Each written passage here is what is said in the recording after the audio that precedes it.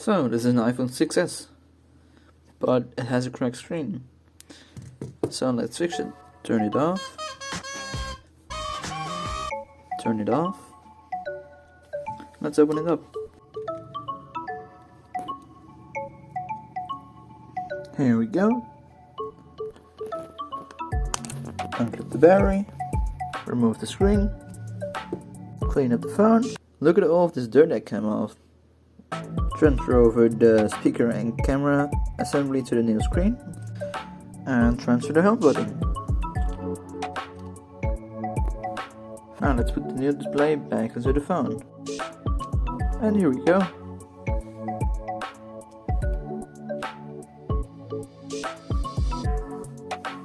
So here we have it, the iPhone 6s with a broken screen.